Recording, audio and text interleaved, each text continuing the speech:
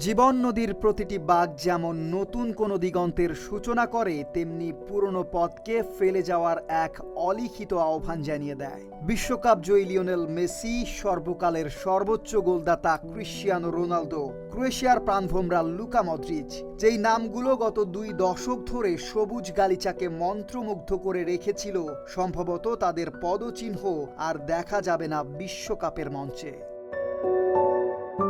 2026 বিশ্বকাপ শুধু শিরোপার লড়াই নয়, অসংখ্য কিংবদন্তির সম্ভাব্য শেষ অধ্যায়ও হয়ে থাকলো।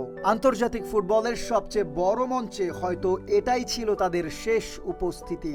41 বছর বয়সী ক্রিশ্চিয়ানো রোনালদো নিজেই নিশ্চিত করেছেন এটি তার শেষ বিশ্বকাপ। 6টি বিশ্বকাপ খেলার বিরল রেকর্ড গড়েই বিদায় নিচ্ছেন সর্বকালের সর্বোচ্চ আন্তর্জাতিক গোলদাতা। অন্যদিকে 39 বছর বয়সী লিওনেল মেসি এখনো আনুষ্ঠানিকভাবে কিছুই জানায়নি। তবে বয়সের বাস্তবতায় অনেকেরই ধারণা স্পেনের বিপক্ষে ফাইনালি হয়তো তার শেষ বিশ্বকাপ ম্যাচ। এদিকে 40 বছর বয়সী লুকা মদ্রিচও শেষবারের মতো ক্রোয়েশিয়াকে নেতৃত্ব দিয়েছেন। আর ইনজুরিতে জর্জরিত নেইমার বিদায়ের ইঙ্গিত দিয়েই বলেছেন, এখানেই শুরু, এখানেই শেষ।